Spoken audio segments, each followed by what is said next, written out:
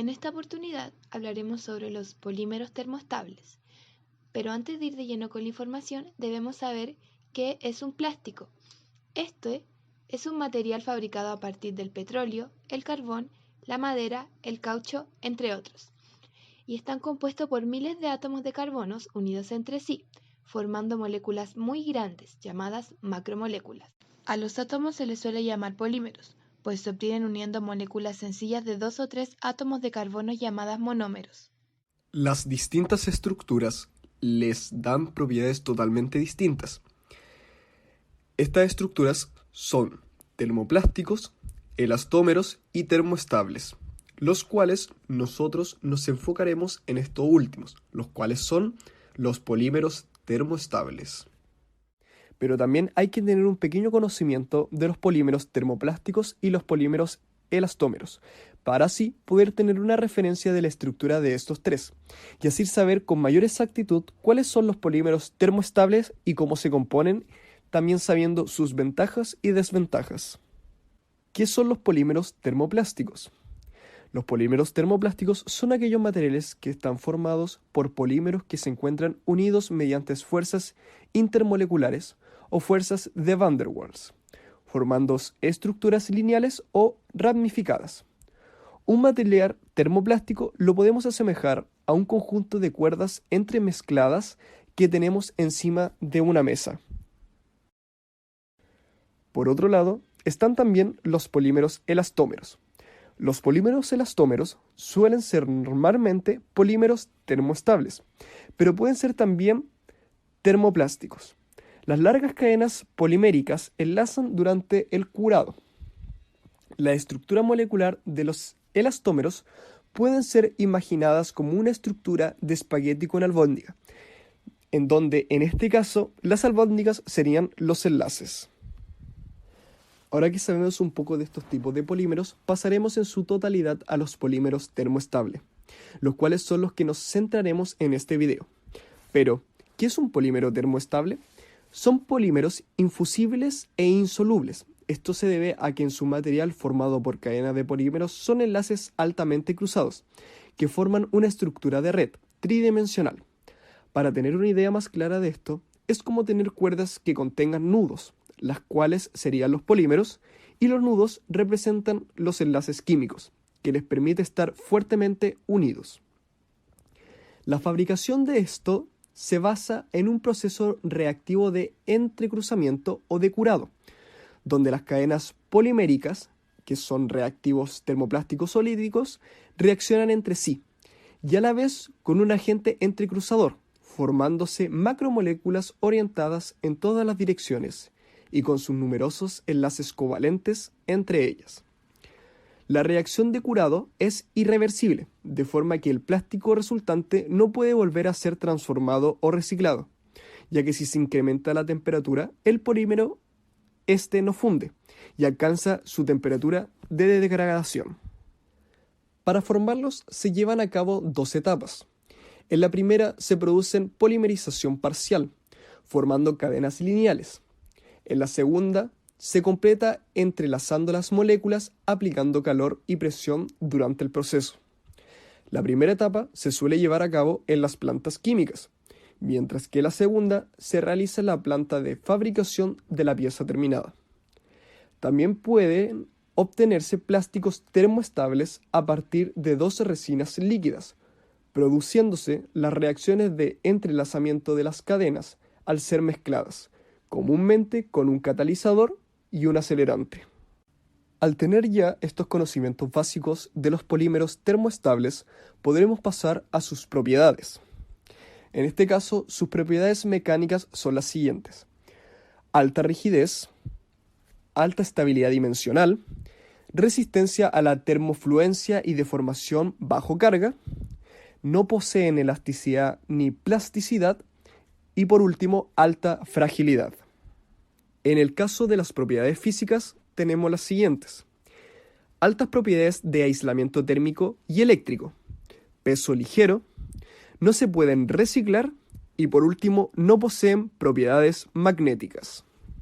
En este caso tenemos las últimas propiedades, las cuales son las químicas, las cuales son las siguientes: Son resistentes a la corrosión. Son resistentes a la permeabilidad de gases.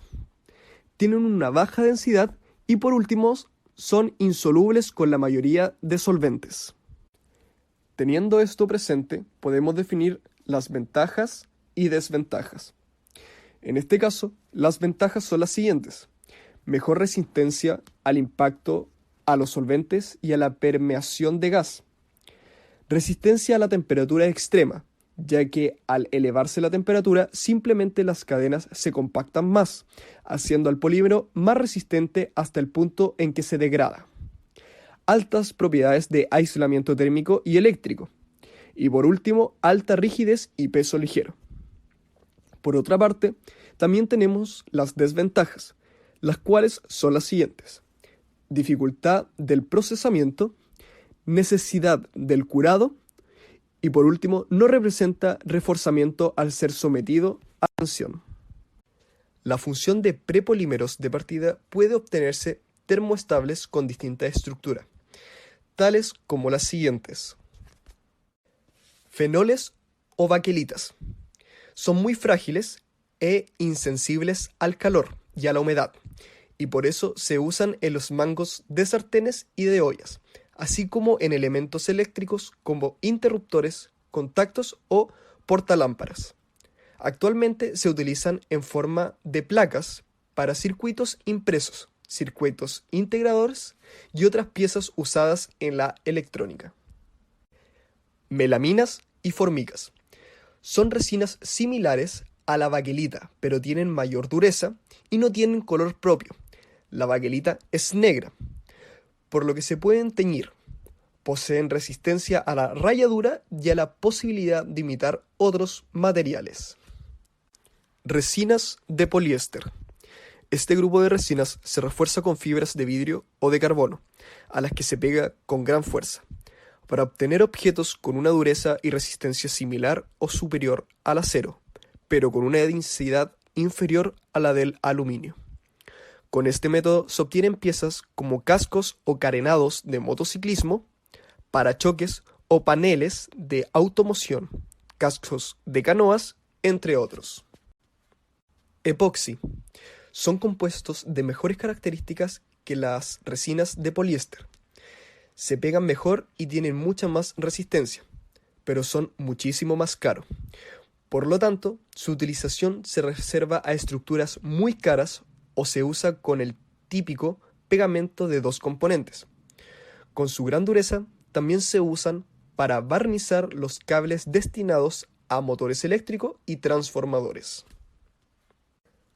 Uretanos, o MF, sirven para adhesivos, cascos de barcos y recubrimientos para papel, fibras, revestimientos y espumas y aislantes.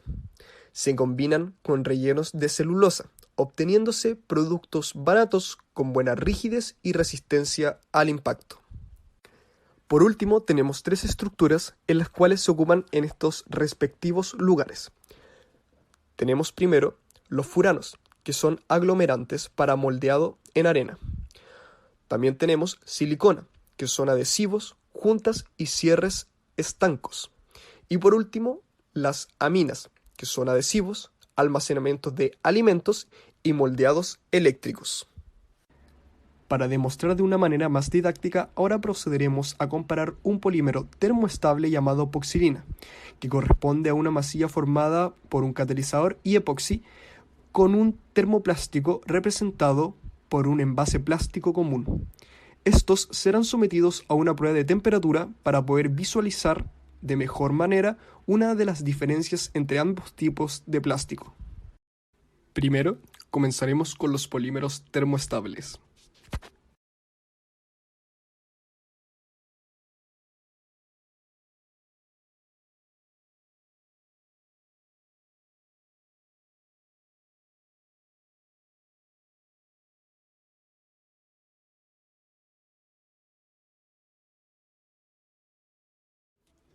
Como se puede apreciar, después de someter en calor este polímero, no presenta ningún cambio. Luego pasaremos con los polímeros termoplásticos.